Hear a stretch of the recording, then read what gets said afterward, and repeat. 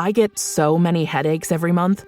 It could be chronic migraine, 15 or more headache days a month, each lasting 4 hours or more.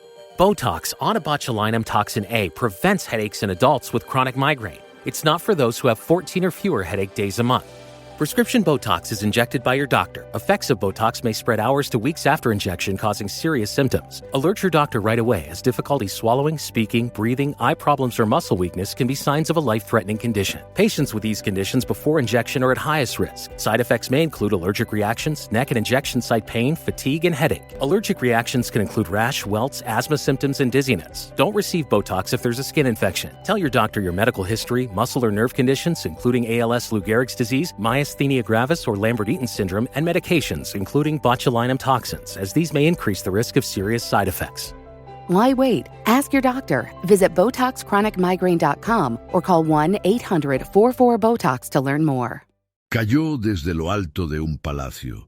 El cuerpo golpeó el suelo con la fuerza suficiente para salpicar sangre en las paredes y en los caballos. Jehú pasó por encima con el carro y siguió adelante a comer. Cuando ordenaron enterrarla, los siervos encontraron solo 3 pedazos. El resto, los perros, ya se lo habían llevado. Esta es la historia de cómo una reina llegó a ese fin, y por qué cada detalle había sido predicho con desconcertante precisión décadas antes. Para entender lo que ocurrió en Jezreel aquel día, necesitas retroceder unos 40 años antes del final. Porque Jezabel no fue un accidente de la historia, fue una elección deliberada, política, calculada, y los efectos de esa elección atravesaron generaciones enteras de Israel con la fuerza de una avalancha que nadie pudo detener a tiempo. Todo comienza en el reino de Omri. El padre de Acab era un general que había llegado al trono de Israel de la manera más violenta posible, por el golpe. Omri era competente, pragmático, y comprendió algo que pocos reyes de Israel habían comprendido antes que él, que la supervivencia política de un reino pequeño y frágil en el antiguo Oriente Medio dependía de alianzas externas. No de fe, no de obediencia, de alianzas. Y la alianza más ventajosa disponible en aquella época era con Fenicia, el corredor costero dominado por ciudades-estado comerciales, cuyos barcos alcanzaban todo el Mediterráneo. Biblos, Tiro, Sidón, eran potencias mercantes que controlaban rutas de comercio, cedro del Líbano, vidrio, púrpura, marfil. Quien se aliaba con ellas obtenía acceso a una red de riqueza que Israel, tierra sin litoral estratégico, nunca podría alcanzar por sí sola. La alianza fue sellada de la forma más común de la antigüedad, por matrimonio. Acab, hijo y heredero de Omri, desposó a Jezabel, hija de Etbaal, rey de Sidón y sacerdote de Baal. El nombre del padre ya dice todo lo que necesitas saber.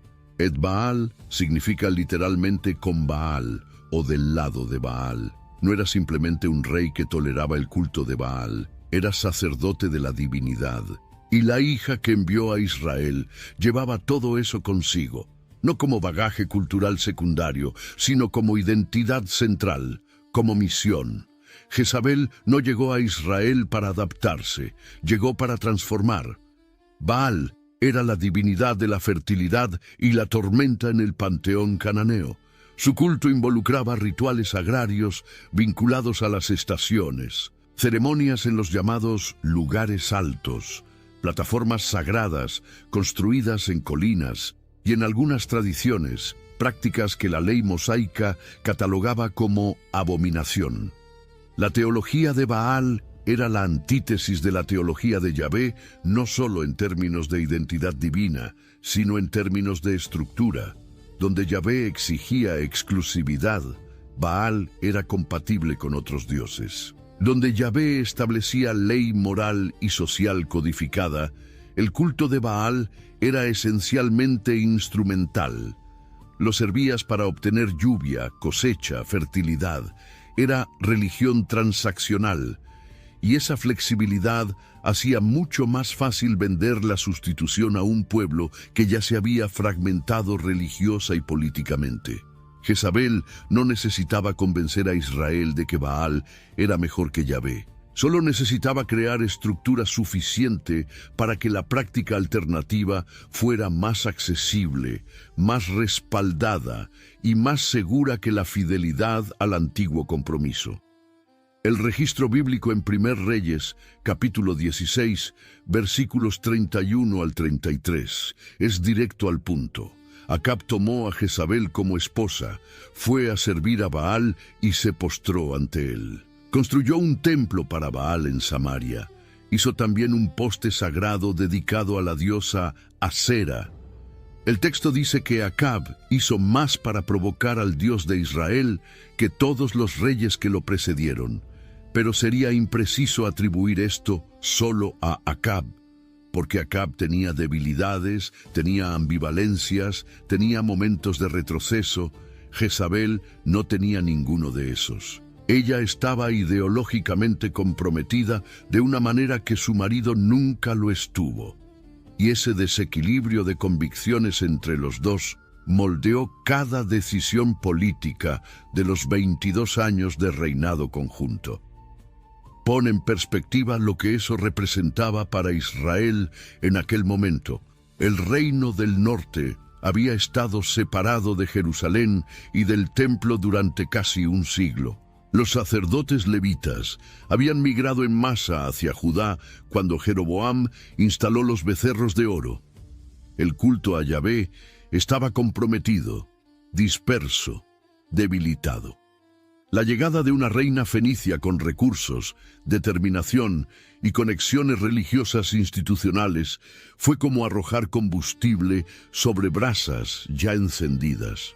En poco tiempo, el culto a Baal pasó de práctica privada tolerada a religión de Estado con financiamiento real y protección política. 450 profetas de Baal pasaron a ser sostenidos por la mesa de la reina. 400 profetas de Asera también. 850 hombres alimentados con recursos del palacio para propagar la teología que Jezabel había traído de Sidón. Eso no era sincretismo casual, era un programa sistemático de sustitución religiosa, y al mismo tiempo que financiaba la expansión del culto de Baal, Jezabel perseguía metódicamente a los profetas de Yahvé. El texto de 1 Reyes, capítulo 18, dice que ella los mataba. El verbo hebreo usado implica exterminio organizado, no episódico.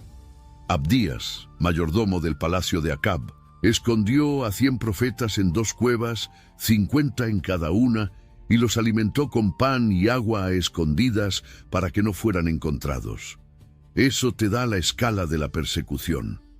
No era una purga simbólica, era cacería sistemática de hombres que representaban la memoria religiosa de Israel. Y fue en ese contexto que apareció Elías. El profeta de Tisbe era todo lo que Jezabel no podía tolerar. Un hombre del campo, sin conexiones políticas, sin posición sacerdotal, sin estructura institucional, que aún así tenía la audacia de presentarse ante el rey y anunciar sequía. No suplicar, no negociar, anunciar. 1 Reyes capítulo 17, versículo 1. Vive el Señor Dios de Israel, en cuya presencia estoy. No habrá rocío ni lluvia en estos años, sino cuando yo lo diga. 3 años y medio de sequía se siguieron. El antiguo Oriente Medio era vulnerable a la sequía de una manera que las poblaciones modernas difícilmente pueden dimensionar. Sin lluvia, los pastos se secan. Sin pasto, el ganado muere. Sin ganado, no hay carne. No hay leche, no hay cuero. Los granos también fallan. El hambre que se instala es lenta, progresiva y democrática. Alcanza a pobres y ricos en secuencia, llega al palacio más despacio, pero llega. Y cuando llega al palacio, la autoridad de quien gobierna comienza a sangrar junto con él. Cuando Elías regresó al tercer año, con la instrucción de convocar a los 850 profetas de Baal y de Asera al monte Carmelo, el rey Acab fue. La sequía había erosionado cualquier base de autoridad que aquellos profetas podrían invocar para negarse. El pueblo estaba allí, la realidad estaba allí, y la propuesta de Elías era simple: 2 altares, 2 novillos, ningún fuego. El Dios que respondiera con fuego del cielo sería reconocido como el verdadero. Lo que ocurrió en el Monte Carmelo en 1 Reyes capítulo 18 es una de las escenas más dramáticamente construidas de toda la narrativa bíblica. Los 450 profetas de Baal clamaron desde la mañana hasta el mediodía. Danzaron alrededor del altar. Se cortaron a sí mismos con cuchillos y lanzas hasta que la sangre corrió. Elías se burló públicamente de ellos. Sugirió que quizás Baal estaba dormido, o de viaje, o demasiado ocupado para escuchar. Al atardecer, después de horas de ritual sin resultado, nada había respondido. Entonces Elías reparó en el altar de Yahvé, que había sido desmantelado. Usó 12 piedras, una por cada tribu de Israel, cavó una zanja alrededor. Ordenó que 12 jarras de agua fueran derramadas sobre el sacrificio 3 veces, en plena sequía, un desperdicio calculado, una demostración de confianza. Y luego oró una sola vez, con pocas frases. El fuego descendió y consumió el holocausto, las piedras, la tierra y el agua en la zanja.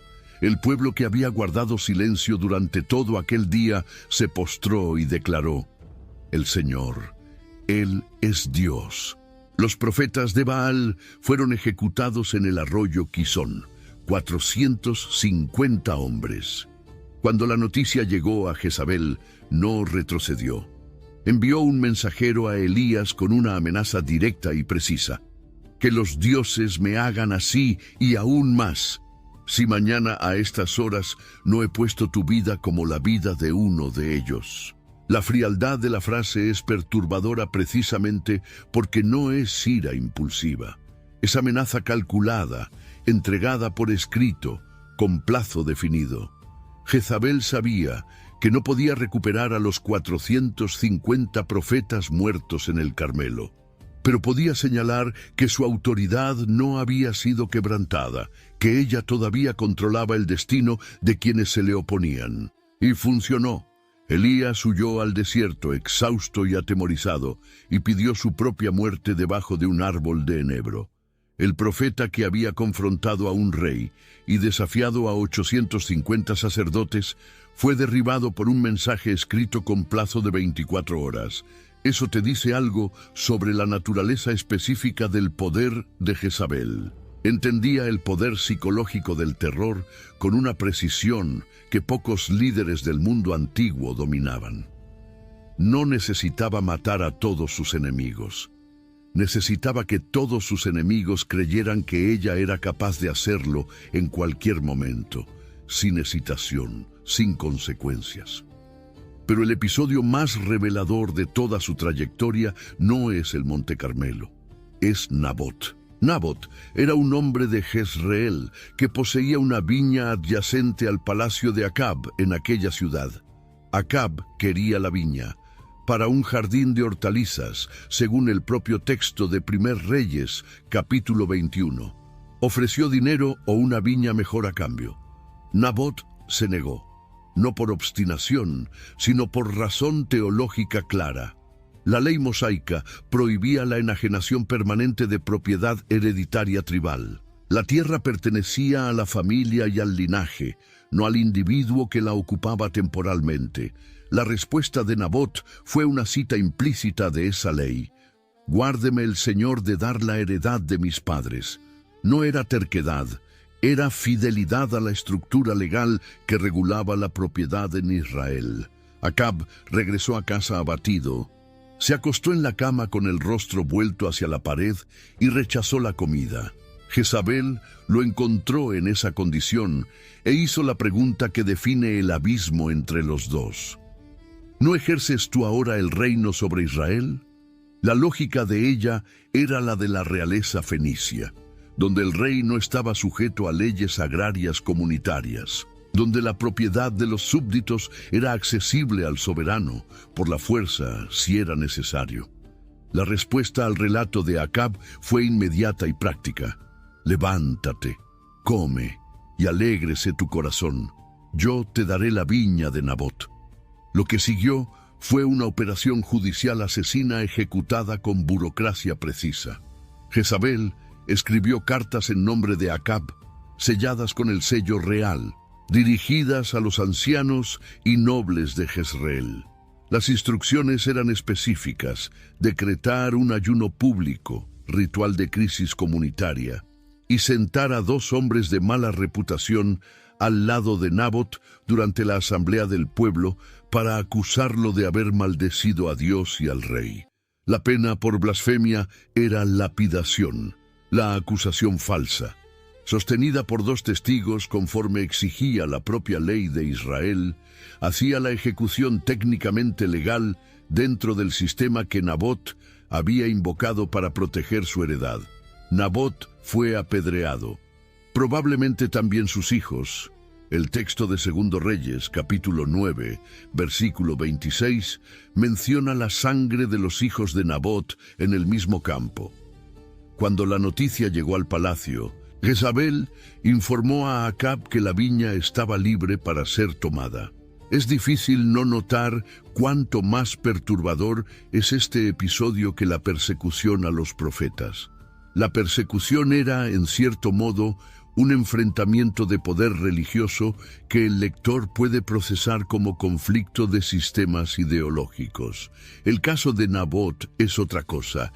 Es un hombre común, sin posición religiosa ni política, destruido por decreto real porque tenía una viña en el lugar equivocado, porque dijo no a una solicitud del palacio con respaldo legal y teológico perfecto.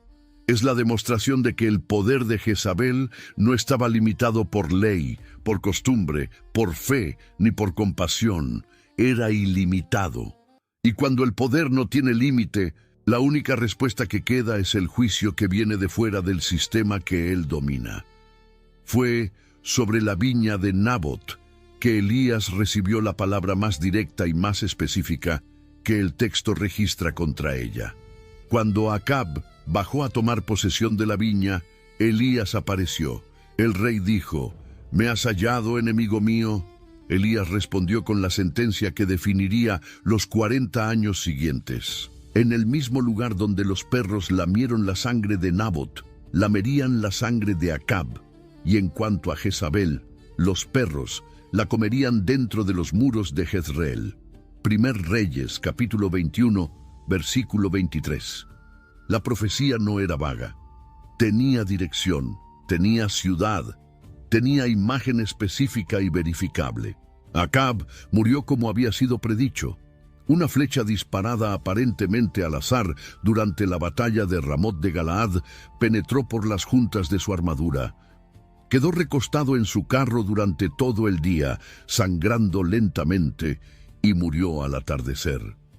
Cuando lavaron el carro en el estanque de Samaria, los perros lamieron la sangre, como había sido anunciado. La primera parte de la profecía se había cumplido con una fidelidad geográfica y circunstancial que el propio texto registra sin comentario adicional, como si el cumplimiento fuera suficientemente elocuente por sí mismo. Pero Jezabel estaba viva y continuó en el poder. Eso es algo que la lectura superficial de la narrativa frecuentemente comprime, pasando de un evento al otro como si fueran consecutivos. Entre la muerte de Acab y la muerte de Jezabel transcurrieron aproximadamente 12 años. Ella sobrevivió a su marido, ejerció influencia sobre el reinado de su hijo Ocosías y después sobre el reinado de Joram. 2 reinados bajo su sombra. Durante esos años, el título formal que probablemente ostentaba era el de Reina Madre, Jebirá en hebreo, un título que en el antiguo mundo del Oriente Medio confería autoridad política real, no meramente protocolar. La Jebirá era consultada, tenía acceso directo al trono, influía en decisiones de Estado. No era figura decorativa, era poder. Y Jezabel, que había ejercido poder junto a un marido durante 22 años, ciertamente no estaba dispuesta a convertirse en decoración después de que él murió. Durante esos años continuó siendo una fuerza política real en Israel, lo que hace la profecía de Elías aún más desconcertante para quienes la seguían en tiempo real. Las palabras habían sido pronunciadas sobre un campo específico en una ciudad específica. El cumplimiento parcial había ocurrido con Acab, pero Jezabel seguía allí, en el palacio de Jezreel, ejerciendo influencia sobre dos sucesores, viviendo con la proximidad de la profecía como vive quien simplemente no cree que ella se le aplicará de verdad. Hasta que Jehú recibió la unción. El profeta Eliseo envió a un joven discípulo a Ramot de Galaad para ungir a Jehú, comandante del ejército de Israel, como rey, en secreto separado de los otros oficiales, en una cámara interior. La instrucción profética transmitida al futuro rey incluía la misión explícita de destruir la casa de Acab y vengar la sangre de los profetas y de todos los siervos de Yahvé por mano de Jezabel. Segundo Reyes, capítulo 9, registra que cuando Jehú salió de la cámara y los otros oficiales preguntaron qué había sucedido con aquel loco, el término que usaron para el mensajero profético, él dudó en decirlo. Cuando lo contó, ellos inmediatamente extendieron sus mantos bajo sus pies en la escalera y tocaron la trompeta. Jehú es rey. Lo que siguió fue una de las transiciones de poder más rápidas y más violentas que la narrativa bíblica registra. Jehú condujo a su tropa hacia Jezreel con la velocidad que el texto menciona explícitamente. El vigía en la torre de la ciudad reconoció desde lejos que la conducción era la de Jehú, porque manejaba furiosamente. La frase en hebreo es memorable y fue preservada con precisión. Conducía como un loco, precipitado, con una fuerza que no conocía freno. 2 mensajeros a caballo fueron enviados para encontrarlo y preguntarle si venía en paz. Los 2 se quedaron atrás. Joram, hijo de Acab y rey de Israel, salió con el rey Ocosías de Judá para encontrarlo personalmente. La escena que sigue tiene un detalle geográfico que el texto resalta con deliberada precisión. Se encontraron en el campo de Nabot, el jezreelita, en el mismo campo. Joram fue herido por la flecha de Jehú y murió. Su cuerpo fue arrojado en aquel campo, y Jehú explícitamente invocó la profecía para su oficial Bidkar. Acuérdate de cuando tú y yo íbamos juntos detrás de Acab, y el Señor pronunció esta sentencia sobre él: tómalo y arrójalo en el campo de Nabot, conforme a la palabra del Señor. La ejecución de la profecía estaba siendo registrada en tiempo real por los propios ejecutores, con referencia explícita a la fuente original. No era interpretación posterior, era reconocimiento inmediato. Jezabel supo lo que estaba ocurriendo. Y aquí llegas al detalle que durante milenios ha intrigado a historiadores, lectores y estudiosos con igual intensidad. Lo que Jezabel hizo cuando supo que Jehú había matado a Joram y se dirigía a Jezreel. Se pintó los ojos con col, el cosmético negro hecho de antimonio que las mujeres del antiguo Oriente Medio usaban. Ese mismo producto fue excavado en tumbas egipcias y asirias de milenios, idéntico en composición a lo que hoy llamamos delineador. Arregló su cabello con cuidado, subió al parapeto de la ventana del palacio. No huyó, no se escondió, no envió mensajeros para negociar, no pidió misericordia. Se vistió con la identidad de reina con deliberación, cada gesto un acto de control sobre su propia imagen, y subió a ver al hombre que había venido a matarla. Cuando Jehú entró por las puertas de la ciudad, ella lo llamó por su nombre e hizo una única pregunta cargada de ironía histórica. ¿Sucedió bien a Zimri, que mató a su señor? Zimri había sido un general que asesinó al rey Elá décadas antes y duró exactamente 7 días en el trono antes de ser destruido por Omri, el propio padre de Acab, abuelo de Joram. La comparación era una provocación calculada, un último intento de usar las palabras como arma, de nombrar lo que Jehú estaba haciendo, de modo que contaminara la narrativa de su propio triunfo.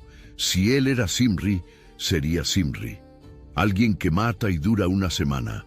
Jehú no le respondió. Levantó los ojos hacia la ventana y preguntó quién estaba de su lado. 2 o 3 eunucos lo miraron, y entonces vino la orden: echadla abajo. Y la echaron. El cuerpo cayó desde lo alto del palacio. Parte de la sangre salpicó en la pared, parte en los caballos que estaban abajo. Jehú entró, comió y bebió. En algún momento durante la comida recordó que ella era hija del rey, y eso, en el mundo antiguo, creaba obligaciones mínimas de sepultura que trascendían el odio político. Mandó que la enterraran, pues era hija de rey, según sus propias palabras registradas en el texto. Los siervos fueron al lugar donde ella había caído. Encontraron solo el cráneo, los pies y las palmas de las manos. Los perros habían comido el resto. Cuando los siervos volvieron y relataron al rey lo que había quedado, Jehú dijo las palabras que cierran el ciclo abierto décadas antes por Elías, frente a la viña de un hombre muerto injustamente.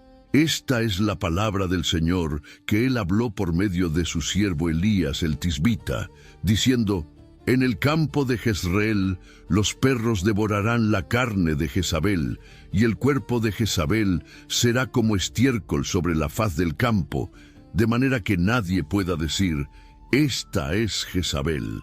El cuidado con que el texto registra los 3 fragmentos encontrados, no 2, no 4, exactamente el cráneo, los pies y las palmas, es notable en su especificidad, como si la precisión del cumplimiento exigiera precisión en el registro, como si hubiera algo importante en lo que fue dejado atrás, tanto como en lo que había desaparecido. Estudiosos de historia del antiguo Oriente Medio han observado que los perros tienden a dejar extremidades y cráneo al final, las partes con menos músculo y tejido blando, por tanto, menos apetecibles.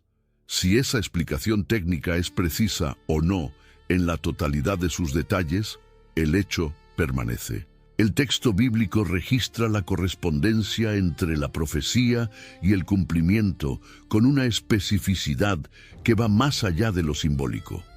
No dice solo que Jezabel murió mal, dice que quedó. Y pone en boca de Jehú el reconocimiento explícito de que ese resultado específico era la materialización de palabras pronunciadas bajo extrema tensión política en una tarde de conflicto sobre una viña, décadas antes. Considera la escala de lo que eso representa dentro de la narrativa bíblica en su conjunto. Elías pronunció la profecía en un momento de crisis aguda. Acababa de ejecutar a los profetas de Baal en el Carmelo, había confrontado al rey sobre la viña de Nabot, estaba en una posición de vulnerabilidad política que pocos profetas habían enfrentado tan directamente. La sentencia que entregó sobre Jezabel no tenía plazo, no tenía condición. Era una declaración sobre un futuro específico que ninguna fuerza humana podría garantizar, porque entre aquel momento y el cumplimiento habría décadas de historia imprevisible, 2 reinados, guerras, alianzas políticas cambiantes, la muerte del propio Elías que nunca vería el final. Y aún así, con toda esa distancia entre el anuncio y el cumplimiento, el texto registra el cumplimiento en los mismos términos de la profecía. Jezreel, perros, sin sepultura reconocible, sin monumento, sin luto público, sin un lugar donde se pudiera señalar y decir: aquí yace la reina. La trayectoria de Jezabel, vista con la distancia que el tiempo ofrece, Es la historia de alguien que ejerció un grado extraordinario de control sobre casi todo lo que estaba a su alcance. Controló el calendario religioso de un reino entero durante décadas. Controló la estructura de poder en torno a un marido que, sin ella, quizás nunca habría llegado a la profundidad de corrupción que el texto registra. Controló el aparato judicial para matar a un hombre que tenía la ley de su lado. Controló el terror psicológico sobre los profetas que le resistían. Controló, hasta cierto punto, incluso el momento de su propia muerte. La elección de pintarse los ojos, de arreglarse el cabello, de subir al parapeto en lugar de huir o suplicar. Pero lo que ocurrió después de ese parapeto escapó completamente a cualquier control posible.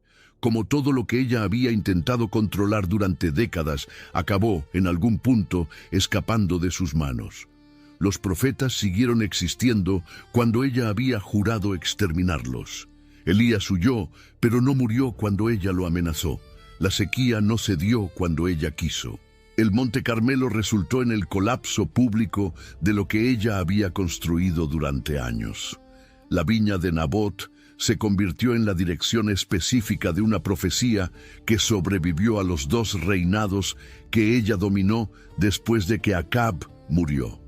Ella eligió la escena. No pudo elegir lo que los perros harían con lo que quedó. La mujer que había pasado décadas reescribiendo la teología de Israel, reorganizando sus estructuras religiosas, redefiniendo los límites del poder real, no pudo reescribir su propio epitafio. El nombre que dejó en la historia no es el nombre que ella habría elegido para sí misma, y el final que encontró no es el final que alguien que se pintó los ojos para morir, que subió al parapeto como reina, habría planeado. Porque el final estaba escrito antes del parapeto, antes de los ojos pintados, antes de la última amenaza enviada al profeta de Tisbe, antes del primer altar de Baal erigido en Samaria. Estaba escrito en la misma tarde en que mandó matar a Nabot por una viña que no le pertenecía. Ella eligió cómo iba a morir, o al menos lo intentó. Se pintó los ojos, adornó su cabello, subió al parapeto. Quiso morir como reina, no como víctima. Pero lo que ocurrió después escapó completamente a su control, como todo lo que ella había intentado controlar durante décadas. No hubo tumba reconocible, no hubo monumento, no hubo luto oficial registrado. Hubo un cráneo, 2 pies y 2 palmas de mano en el suelo de Jezreel. Y hubo los perros que completaron en silencio lo que una profecía había anunciado en voz alta. La mujer que había intentado reescribir la religión de todo un pueblo no pudo reescribir su propio epitafio. Esa es quizás la ironía más densa de toda su historia. Jezabel, que controló tanto y por tanto tiempo, no pudo controlar ni lo que los perros dejarían atrás.